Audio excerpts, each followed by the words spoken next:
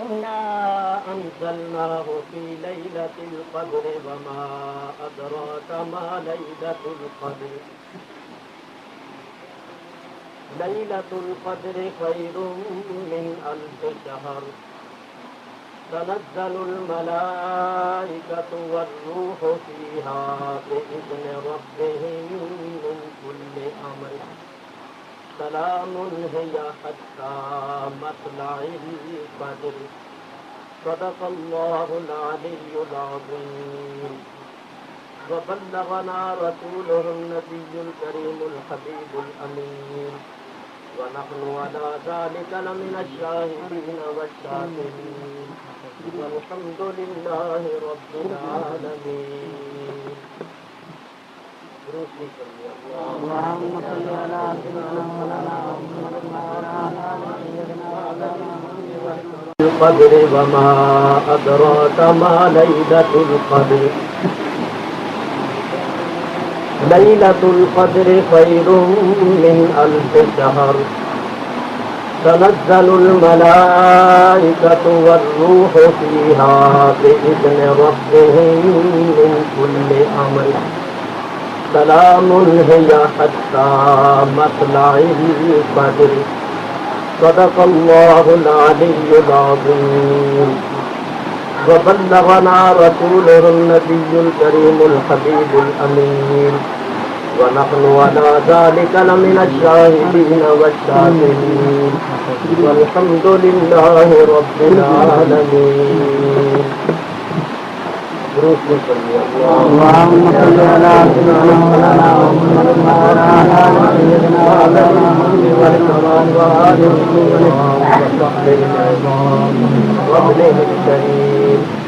الصلاة والسلام عليك يا رسول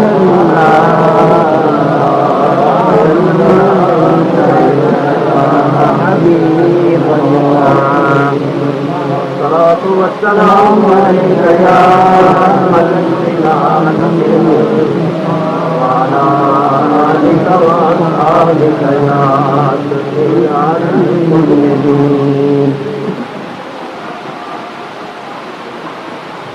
حمد و صلاۃ کے بعد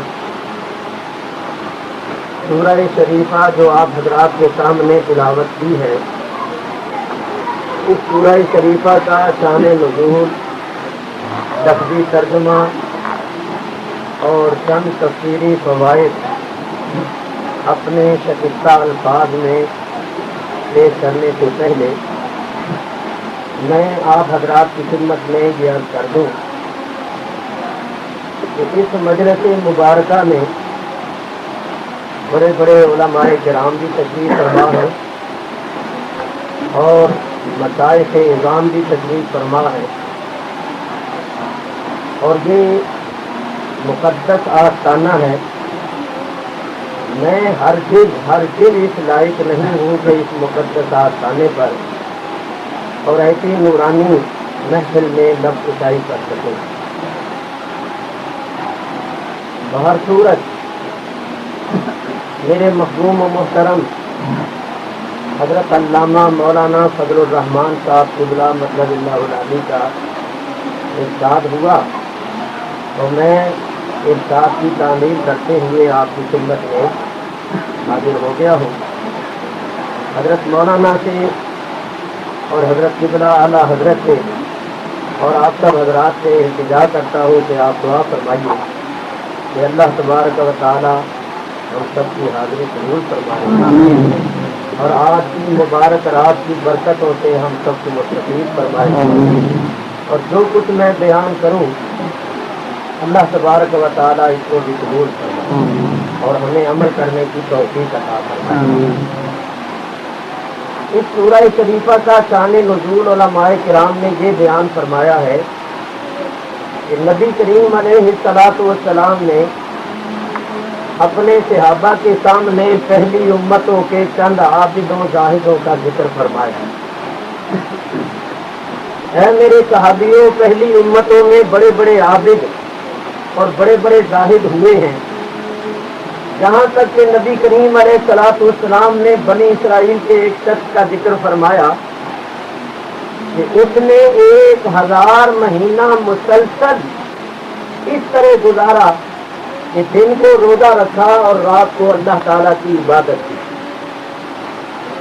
جب نبی کریم علیہ السلام نے پہلی امتوں کے عابد و زاہدوں کا ذکر فرمایا اور بنی اسرائیل کے اس خاص شخص کا ذکر فرمایا جس نے 1000 مہینہ عبادت میں گزارا تھا، تو صحابہ کرام رضوان اللہ تعالی علیہم اجمعین کو رد ہوا کہ ہماری تو پہلے عمریں ہی کم ہوتی ہیں، اتنی عمر ہی نہیں ہوتی، پھر ہم دن کو کاروبار بھی کرتے ہیں، رات کو آرام بھی کرتے ہیں، تو کل قیامت کے دن جب اجر و ثواب ملے گا تو پہلی امتوں کے عابد و زاہد ہم سے سبقت لے جائیں گے، ہم سے آگے بڑھ جائیں گے۔ خود نبی کریم علیہ السلام کو بھی یہ خیال پیدا ہوا کہ پہلے لوگوں کی عمریں زیادہ ہوتی تھی، ان کو عبادت کے لیے وقت زیادہ مل جاتا تھا، میری امت کی عمریں پہلے لوگوں کی عمروں کے مقابلے میں کم ہے، تو کہیں ایسا نہ ہو کہ کل قیامت کے دن میری امت پیچھے رہ جائے۔ تو اللہ تبارک و تعالیٰ نے مہربانی فرمائی اور حضور علیہ السلام کے صدقے سے حضور کی امت کو یہ شب قدر عطا فرمائی۔ فرمایا ہے میرے حبیب آپ تسلی فرمائیے اور اپنے غلاموں کو بھی تسلی دیجیے، ہم آپ کی امت کو ایک رات ایسی عطا فرما دیتے ہیں جو 1000 مہینے سے بہتر۔ آپ کا امتی، آپ کا غلام ایمان اور اخلاص کے ساتھ اس ایک رات میں عبادت کرے تو اس کی ایک رات کی عبادت 1000 مہینے کی عبادت سے بہتر ہے، کیونکہ لیلۃ القدر 1000 مہینے سے بہتر۔ تو اللہ تبارک و تعالیٰ نے حضور علیہ السلام کے صدقے میں ہم لوگوں کو یہ شب قدر عطا فرمائی۔ میرے بزرگوں اور دوستوں، اندازہ کرو کہ جو خوش نصیب اپنی عمر میں 40، 50، 60 شب قدریں پا لیتے ہیں اور ہر سال جاگتے ہیں، اخلاص کے ساتھ عبادت کرتے ہیں، تو ان کی عبادت کتنی عبادت ہو جاتی ہے اور ان کے اجر و ثواب کا کیا حساب ہو۔ اللہ تبارک و تعالی ہمیں ایسی سب قدریں بار بار نصیب فرمائے۔ معلوم ہوا کہ نبی کریم علیہ السلام کے امتی وہ مزدور ہیں کہ کام کرے تھوڑا اور اجرت پانے زیادہ۔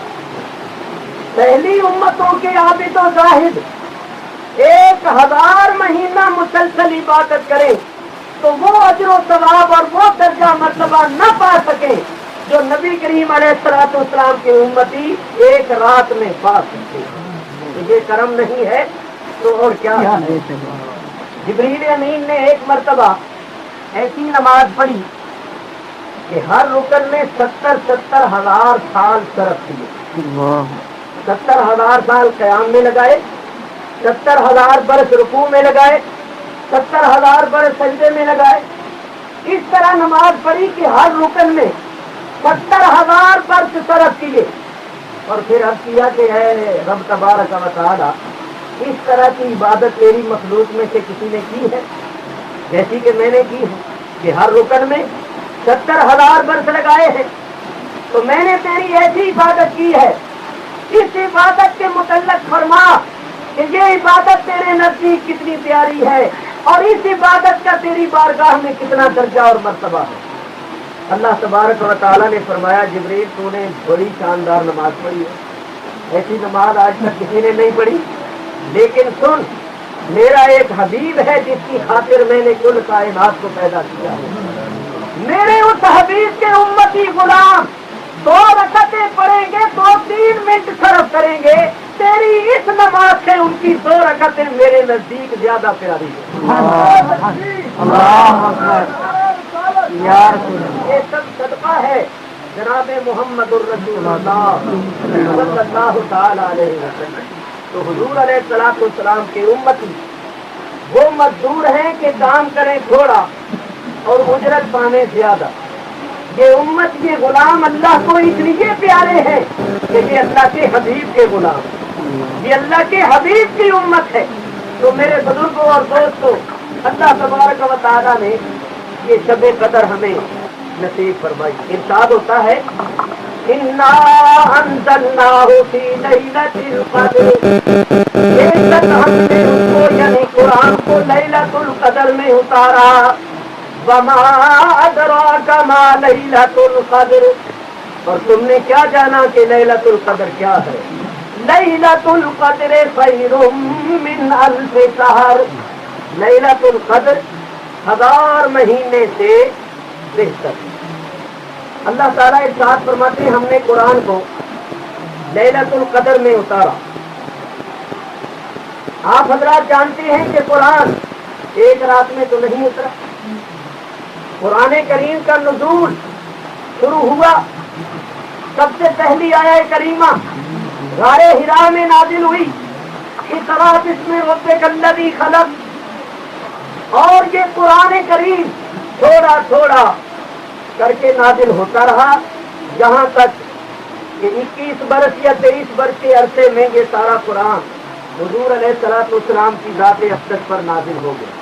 لیکن اس سورہ شریفہ میں اللہ فرما رہا ہے کہ ہم نے قرآن کو لیلۃ القدر میں اتارا. تو علماء کرام فرماتے ہیں کہ اللہ تعالیٰ نے اس رات میں قرآن کریم کو لوح محفوظ سے جدا کر کے الگ کر کے سارے قرآن کو لوح محفوظ سے اتار کر آسمان دنیا پر ایک مقام ہے جس کا نام ہے بیت العزت، اس بیت العزت میں رکھا اور وہاں سے جبریل امین کو حکم رب العالمین تھوڑا تھوڑا کر کے لاتے رہے یہاں تک کہ سارا قرآن حضور علیہ الصلوۃ والسلام کی ذات اقدس پر نازل ہو گیا. اسی بات سے انا انزلنا میں انزلنا جو ہے یہ انزال سے ہے. انزال کے معنی ہے کسی چیز کا ایک دم اتارنا، اور تنزیل کے معنی ہے کسی چیز کا آہستہ آہستہ کر کے بتدریجاً اتارنا. تو جہاں نبی کریم علیہ الصلوۃ والسلام کی ذات پر نزول کا ذکر ہے وہاں ایسے الفاظ ہیں جن کا مصدر تنزیل ہے. مثلا فرمایا وَنَزَّلْنَا عَلَيْكَ الْكِتَابَ تِبْيَانًا لِكُلِّ شَيْءٍ، وَنَزَّلْنَا تنزیل سے، اور اِنَّا أَنزَلْنَاهُ یہ انزال سے ہے. تو یہ سارا قرآن جو نازل ہوا لوح محفوظ سے یہ آسمان دنیا پر جو ایک مقام ہے بیت العزت اس میں نازل ہوا، اور پھر نبی کریم علیہ الصلوۃ والسلام کی ذات اقدس پر تھوڑا تھوڑا کر کے یہ قرآن کریم نازل ہو گئے. صوفیاء کرام فرماتے ہیں کہ اس رات میں سارا قرآن حضور کے قلب پر نازل ہوا. صوفیاء کرام فرماتے ہیں کہ اس رات میں سارا قرآن نبی کریم علیہ الصلوۃ والسلام کو القاء ہوا، حضور کے قلب پر نازل ہوا. انک لتلقی القرآن من لدن حکیم علیم. اللہ فرماتا ہے میرے حبیب آپ حکیم اور علیم کی طرف سے سارا قرآن القاء کیے گئے. تو سارا قرآن اس رات میں اللہ تعالیٰ نے حضور علیہ الصلوۃ والسلام کے قلب پر نازل کیا. وہ بیت العزت جو ہے وہ قلب مصطفیٰ.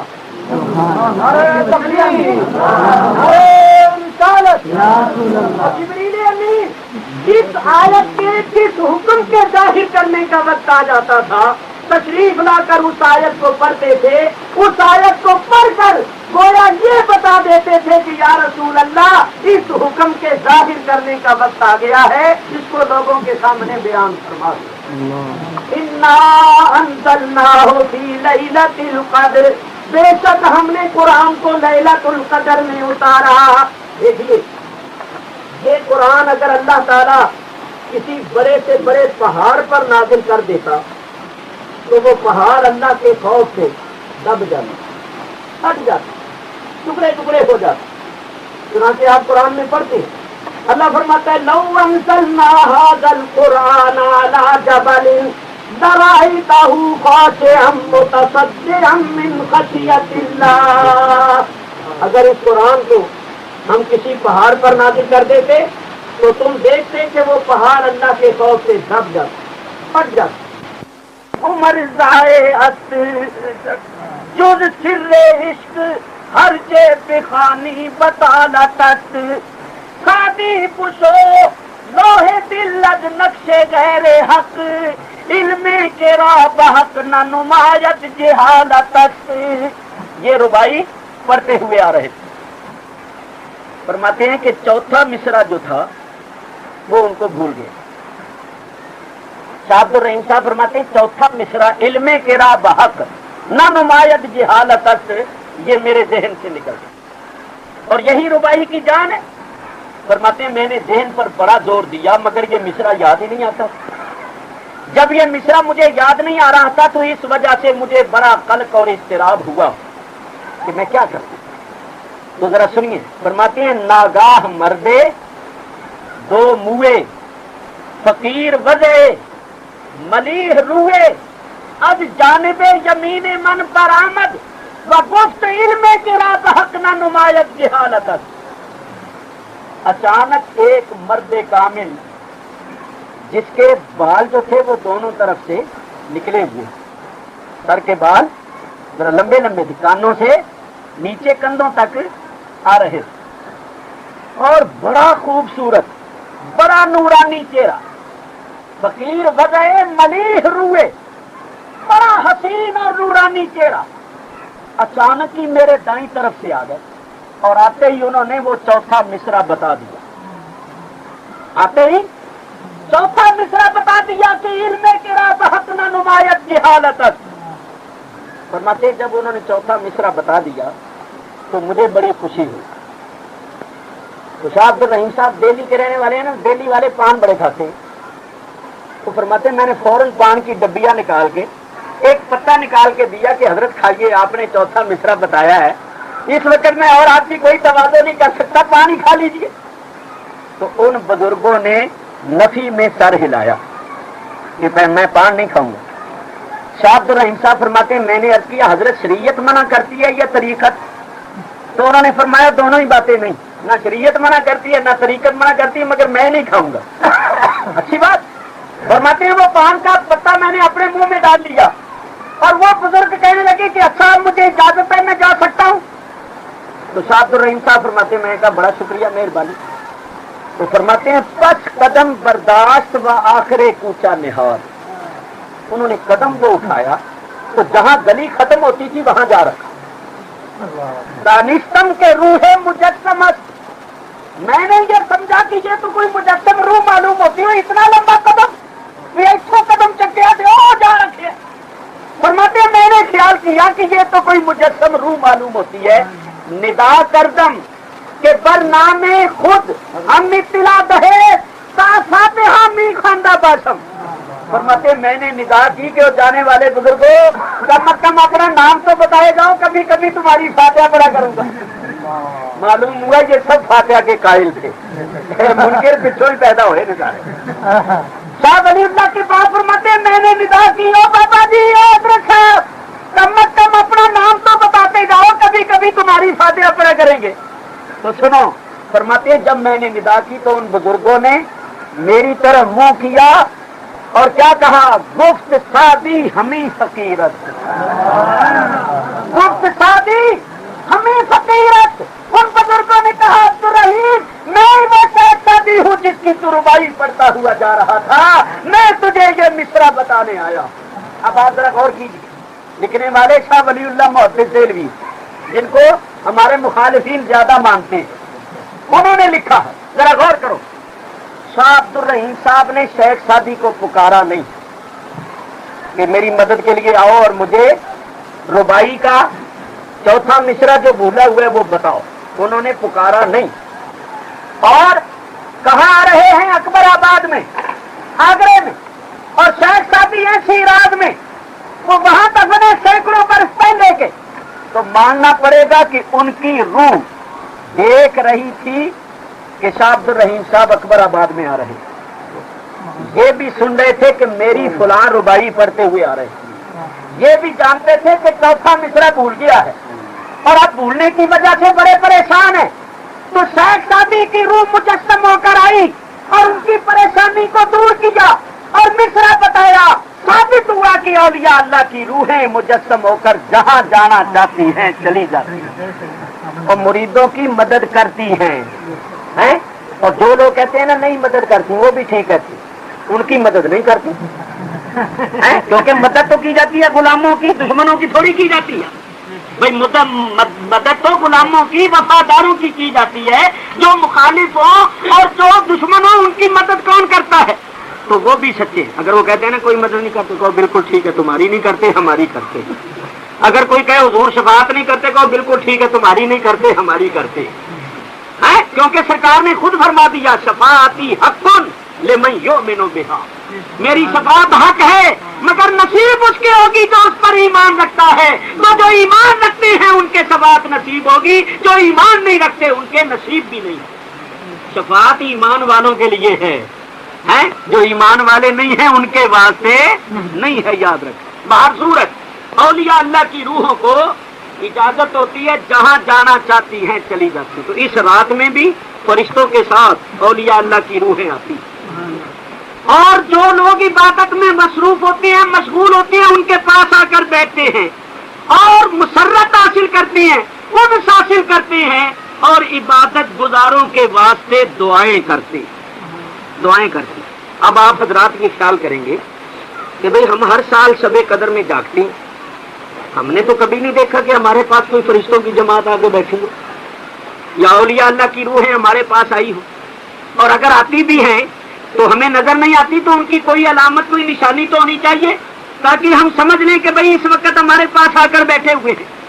تو بزرگان دین فرماتے ہیں کہ فرشتے عام لوگوں کو نظر نہیں آتے، ارواح بھی عام لوگوں کو نظر نہیں آتی. اللہ تعالیٰ اپنے مقربوں کو دکھا دیتا ہے. تو فرماتے ہیں جس کے سجدے کو محراب کعبہ جھکی، ان بھووں کی لطافت پہ لاکھوں سلام. یہ حقیقت کی باتیں ہیں، محبت کی باتیں ہیں. اعلیٰ حضرت فرماتے ہیں جب ہم مدینہ شریف گئے تو ہم نے مسجد میں کھڑے ہو کر دیکھا تو روضہ شریف بائیں طرف، اب بھی بائیں طرف. تو فرماتے ہیں خیال آیا کہ بائیں طرف کیوں ہے؟ تو مان خیال آیا کہ دل بھی تو بائیں طرف ہے. دل بھی تو بائیں طرف ہے. تو یہ روضہ جو ہے مسجد کا دل ہے، یہ مسجد کا دل ہے کیونکہ دل بائیں طرف ہوتا ہے. تو یہ محبت والوں کی باتیں ہیں. جن کو لگن اور عشق ہوتا ہے انہی کو ایسی باتیں سوچتی ہیں، ہر ایک کو نہیں سوچتی. لگن، بس لگن نہ ہو تو کچھ بھی نہیں، لگن ہو تو سب کچھ ہے. میں کہتا ہوں میں یہ بحث کر رہا ہوں کون سی رات شب قدر ہے. رات ہمارے حضرت قبلہ غریب نواز نے فرمایا تھا اللہ آپ کی عمر دراز فرمائے، آپ کا سایہ ہمارے سروں پر سلامت رکھے. آپ نے فرمایا ہر شب شب قدر است، اگر قدر بدانی، اگر قدر جانو تو ہر رات ہی شب قدر. ان لوگوں کی ہر رات ہی شب قدر، اور مدینے والوں تمہاری ہر رات ہی شب.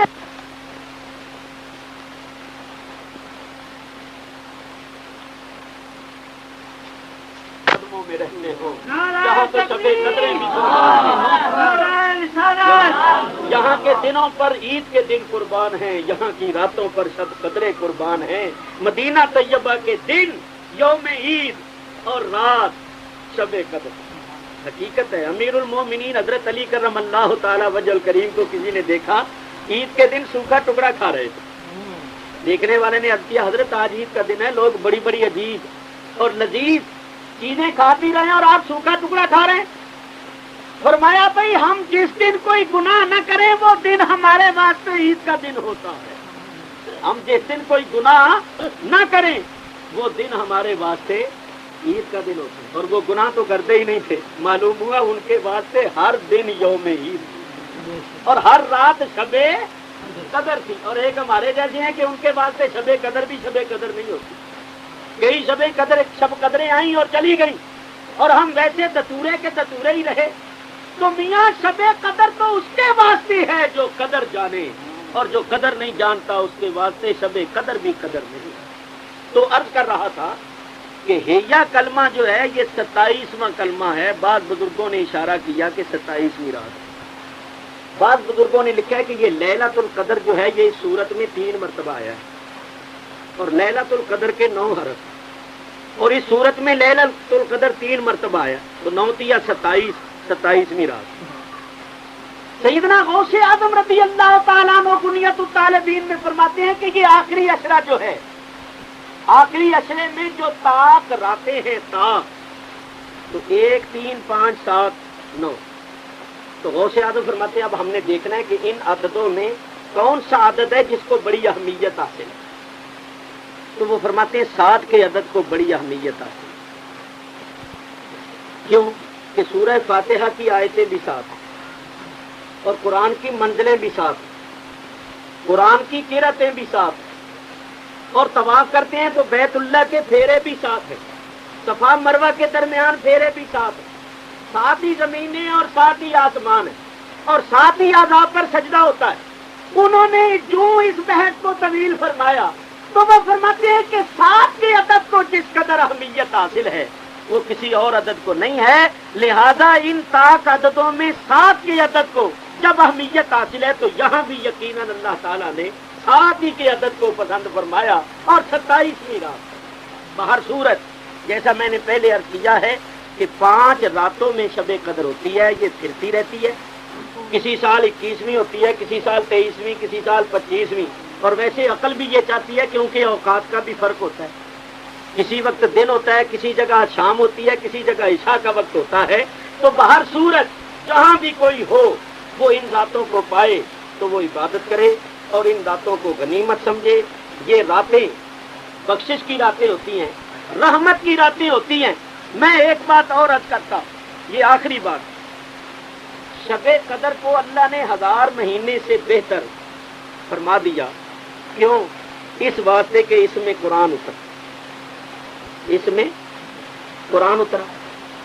और ये उसूल है, आप जानते हैं कि ज़मान को इज्जत हासिल होती है किसी अहम वाक़े से, और मकान को इज्जत हासिल होती है मकीन से। तो शबे कदर जो 1000 महीने से बेहतर हो गई उसकी वजह क्या है कि इसमें कुरान उतरा। तो मेरे बुजुर्गों, जिस रात कुरान उतरा वो रात 1000 महीने से बेहतर हो गई। तो जिस रात नबी करीम अलैहिस्सलाम तशरीफ लाए, जिस रात हुजूर की विलादत हुई, उस रात की अजमत का क्या आलम है। चुनांचे अल्लामा इमाम अहमद का सलानी साहिब इरशादुस सारी शरह बुखारी मवाहिबुल दुनिया के अंदर फरमाते हैं कि शबे विलादत मुस्तफ़ा सल्लल्लाहु अलैहि वसल्लम शबे कदर से अफजल। इसी तरह हजरत शेख मुहक्किक मौलाना शाह अब्दुल हक मुहद्दिस देलवी रहमतुल्लाह अलैह और इस सदी के मुजद्दिद आला हजरत इमाम अहले सुन्नत ने भी यही फरमाया कि शबे विलादत मुस्तफ़ा शबे कदर से अफजल है, क्योंकि शबे कदर में कुरान उतरा और शबे विलादत में वो हस्ती तशरीफ लाई कि अगर वो हस्ती तशरीफ न लाती तो न कुरान उतरता, न पढ़ने वाले होते, न सुनने वाले होते, न रमजान होता, और ना ये हज के अरकान होते, और ना ये बैतुल्लाह शरीफ होता, और ना मिना होता, ना मुज़दलिफा होता, हुजूर न होते तो कुछ भी ना होता। और आज भी अगर हुजूर न हो तो कुछ भी ना होते। वो जो न थे तो कुछ न था, वो जो न हो तो कुछ न हो, वो जो न थे तो कुछ न था, और वो जो न हो तो कुछ न हो, क्योंकि जान है वो जहान की, जान है तो जहान है। याद रखो, सारे मकामात मुकद्दसा की रूह और सारी इबादतों की जान नबी करीम अलैहिस्सलातु वस्सलाम। बस बैतुल्लाह शरीफ मक्का मुकर्रमा में, हजर अस्वद, मकाम इब्राहिम, सफा मरवा, मिना, मुज़दलिफा, अरफात, सब मकामात मक्का मुकर्रमा में है। लेकिन यहाँ हजरात उलमाए किराम तशरीफ फरमा है, इनसे पूछो कि जब नबी करीम अलैहिस्सलाम मक्के से हिजरत फरमाकर मदीने शरीफ आ गए थे, उस वक्त मुसलमानों का मक्के में रहना हराम और ममनू हो गया, हराम और ममनू हो गया। जब हिजरत का हुक्म आ गया सब पर हिजरत करना लाजिम हो गया, तो मक्के में रहना ममनू हो गया था। क्या मक्के में काबा नहीं रहा था, हजर अस्वद नहीं था, सफा मरवा नहीं था, ये मकामात मुकद्दसा तो थे, मगर मुसलमान का मक्के में रहना हराम और ममनू था। वजह क्या थी कि मकामात मुकद्दसा तो थे मगर इनकी रूह चली गई, इनकी जान चली गई। तो अल्लाह ने फरमाया मुसलमानों तुम भी वहां चले जाओ जहां मेरा हबीब चला गया है, जहां इन मकामात मुकद्दसा की रूह चली गई। चुनांचे मैं एक बड़ी प्यारी बात आपको सुनाता हूँ। जब हिजरत करके हुजूर अलैहिस्सलाम तशरीफ ले आए, सहाबाए किराम भी आ गए, तो एक बुजुर्ग थे जिनका नाम था हजरत ज़मरा बिन जुंदुब। ये मुसलमान थे और बहुत ज़ईफ थे, चल फिर नहीं सकते, और इनके घर वाले सारे काफिर थे। ये अकेले ईमान लाए थे, इस्लाम लाए थे, और ये मक्के में थे। हुजूर अलैहिस्सलाम हिजरत फरमा कर आ गए। घर वालों ने कहा कि अगरचे तू मुसलमान हो गया है, लेकिन तू हमारा बड़ा है, हम तुझे कुछ नहीं कहते, जिंदगी के दिन यही गुजार ले, तू सब्र करने के काबिल नहीं, तू सब्र करने के काबिल नहीं। हजरत ज़मरा ने कहा कि अल्लाह ताला ने हिजरत का हुक्म दिया है, हिजरत का हुक्म दिया है, और मुझे मुस्तस्ना नहीं फरमाया, मेरे लिए कोई इस्तिस्ना नहीं फरमाया, हुक्म आम है, तो हिजरत करना तो मेरे ऊपर भी लाजिम है, तो मुझे हर सूरत में हिजरत करनी चाहिए। घर वालों से कहने लगे भाई मैं अब मक्के में नहीं रहूंगा, मैं जरूर करूंगा। मगर तू किधर जाएगा, तू चलने फिरने के काबिल नहीं, सवारी के ऊपर भी सफर के काबिल नहीं। कहेंगे चाहे कैसा भी हो, तुम ऐसा करो कि किसी तरह मुझे मदीने में पहुंचा दो। वो कहेंगे हम तो नहीं जा सकते साथ। कहेंगे अच्छा फिर ऐसा करो कि मुझे घोड़े के ऊपर बिठा दो और रस्सियों के साथ बांध दो ताकि मैं गिर ना जाऊं। घोड़े के ऊपर बिठाकर रस्सियों के साथ बांधकर घोड़े को मदीने की राह पर डाल दो, और फिर मैं जानूं और मेरा रब जाने। चुनांचे घर वालों ने घोड़े के ऊपर बिठाया, रस्सियां बांध दी, और बांध के घोड़ा मदीने की राह पर डाल दिया। वो बुजुर्ग सहाबी घोड़े पर बैठे हुए आ रहे थे, ज़ोफ था, बहुत ज्यादा कमजोर थे, ज़ईफ थे। ज़ोफ की वजह से हिम्मतें जवाब दे गईं और गिर तो सकते नहीं थे, बंधे हुए थे। गर्दन लुढ़क गई, लुढ़की हुई गर्दन के साथ घोड़े के ऊपर बैठे हुए, और घोड़ा खरामा खरामा आ रहा। कुछ लोगों ने देखा कि बड़े मियाँ घोड़े के ऊपर जगड़े हुए हैं और गर्दन लुढ़की हुई है, शायद मर चुके हो या किसी दुश्मन ने ऐसा किया, क्या मामला। उन्होंने आकर देखा तो अभी जिस्म में जान बाकी थी। उन्होंने रस्सियां वस्सियां खोली और घोड़े से उतार के नीचे लिटा दिया। लेटे हुए अब अल्लाह की बारगाह में अर्ज कर, या रब्बल आलमीन, जो मेरे इख्तियार में था वो मैंने कर दिया।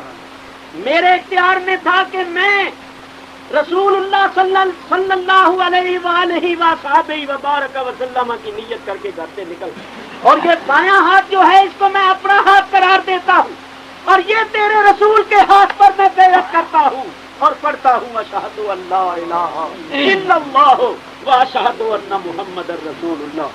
इस तरह बैअत की, कलमा पढ़ा, उनकी रूह परवाज कर उन लोगों ने वहीं दफन कर दिया। जब मदीना तैयबा खबरें पहुंची तो सहाबाए किराम ने कहा कि वो घर से तो निकले थे, लेकिन ऐ काश मदीने में पहुंच जाए। मदीने में नहीं पहुंच सके तो उनका शुमार मुहाजिरीन में नहीं है। अगर पहुंच जाते तो मुहाजिरीन में शुमार हो जाता और हिजरत के सवाब के हकदार हो जाते। जिस वक्त बाद से सहाबा ने ये आपस में कहा, अल्लाह ने आयत उतारी।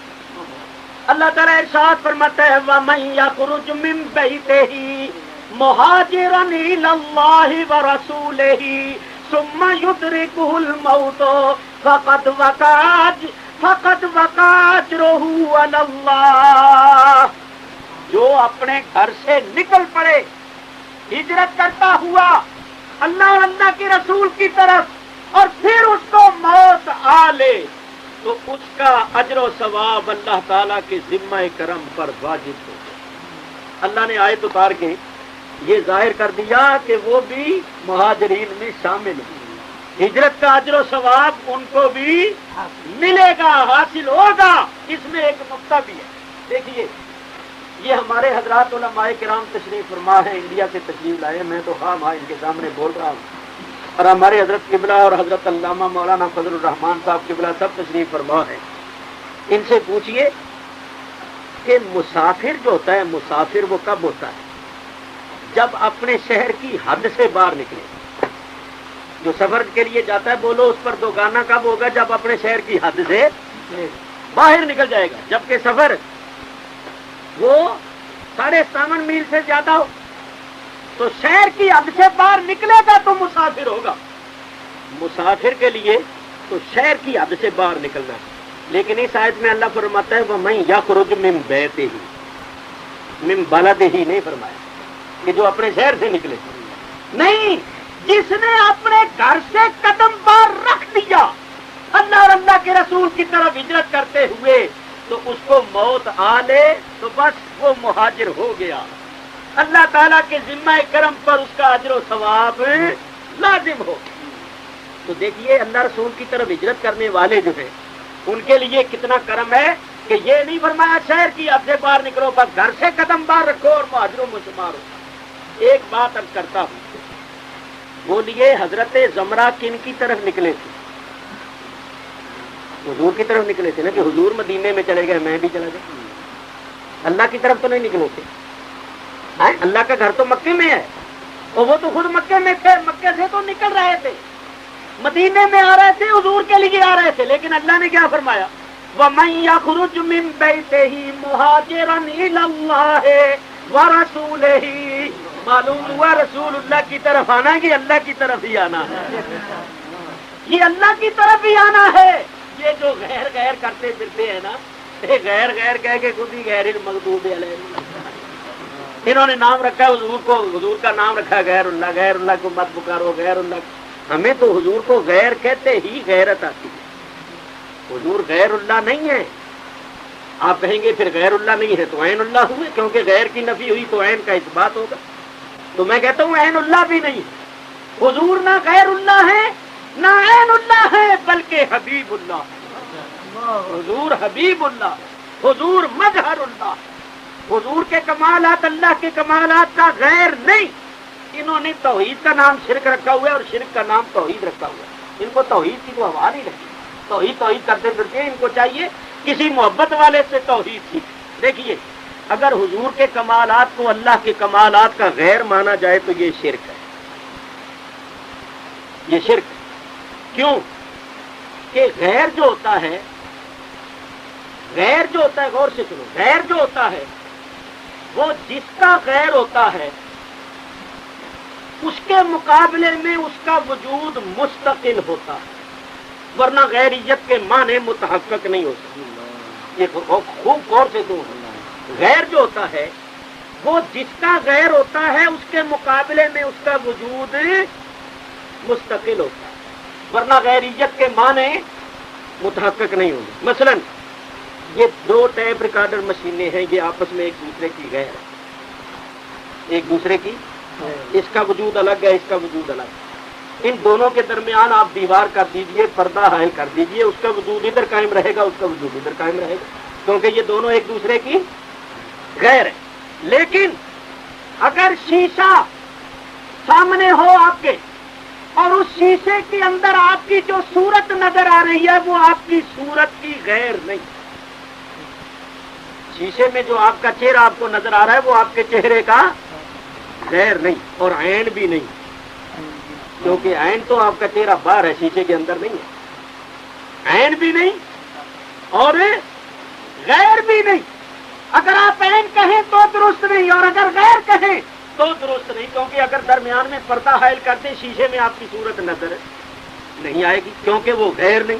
اور غیر جو ہوتا ہے وہ جس کا غیر ہوتا ہے اس کے مقابلے میں اس کا وجود مستقل ہوتا ہے. تو یاد رکھو اگر حضور کے کمالات کو اللہ کے کمالات کا غیر مانا جائے تو پھر یہ کہنا پڑے گا کہ حضور کے کمالات اللہ کے کمالات کے مقابلے میں مستقل حیثیت رکھتے ہیں، اور کسی کے کمالات کو مستقل ماننا یہ شرک ہے.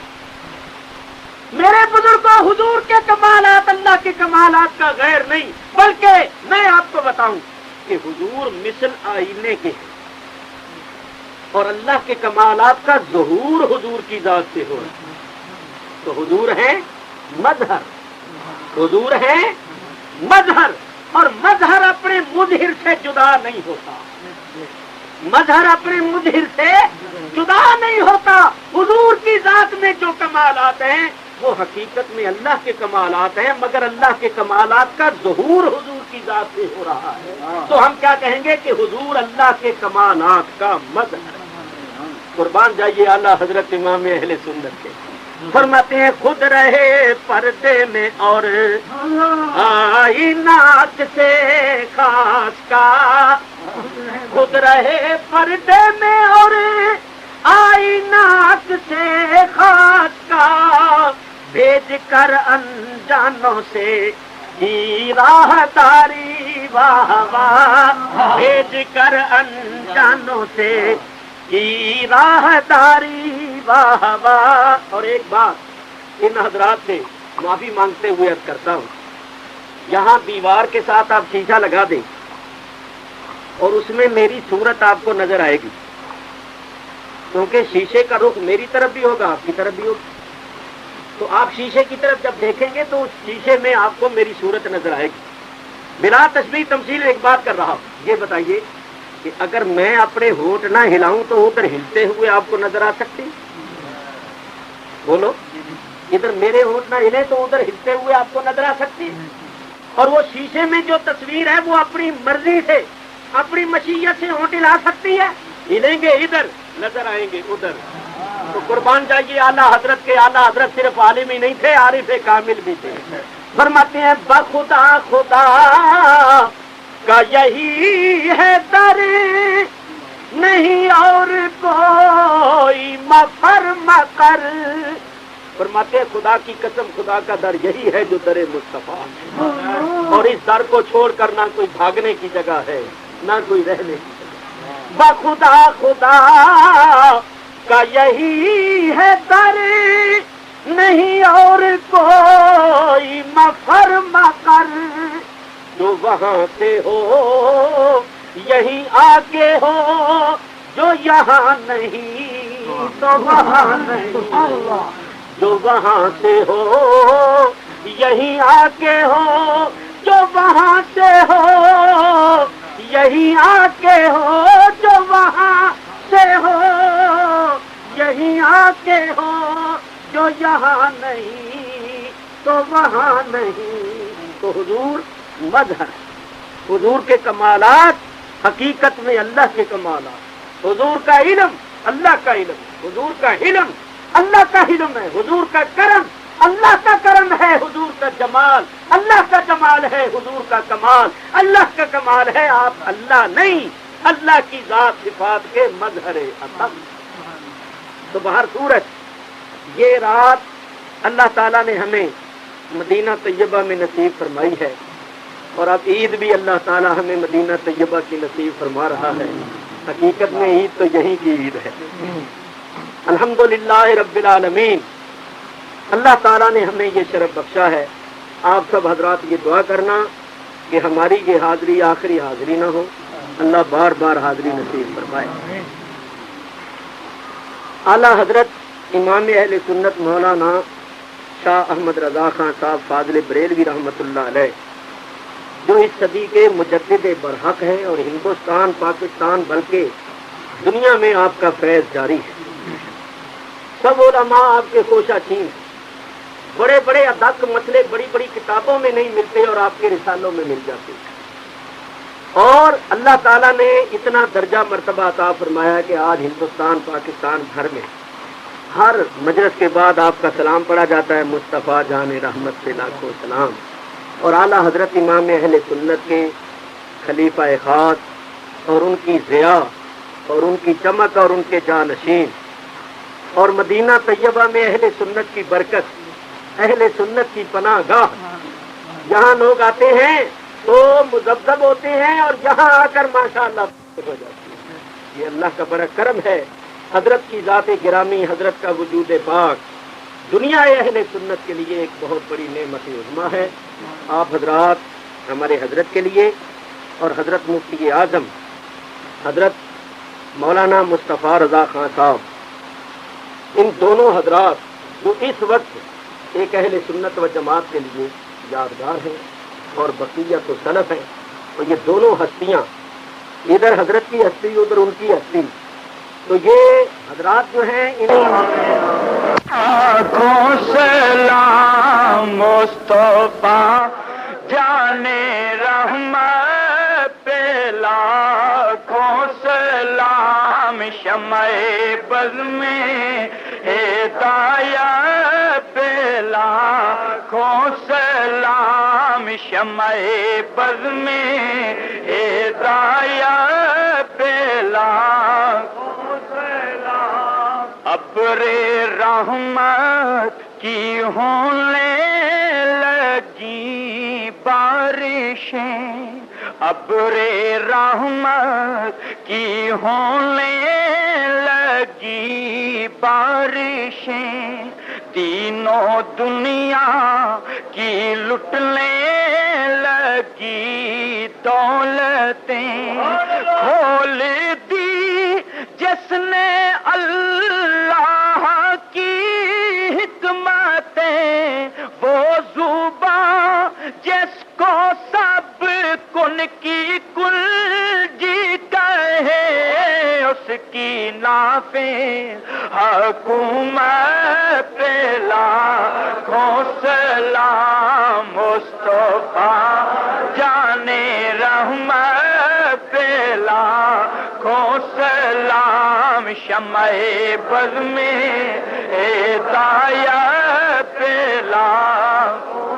سلام، پڑ گئی جس پہ محشر میں بخشا گیا، پڑ گئی جس پہ محشر میں بخشا گیا، دیکھا جس سمت ابر کرم چھا گیا، رخ جدھر ہو گیا زندگی پا گیا، رخ جدھر ہو گیا زندگی پا گیا، جس طرف اٹھ گئی دم میں دم آ گیا، اس نگاہ عنایت پہ لاکھوں سلام، مصطفیٰ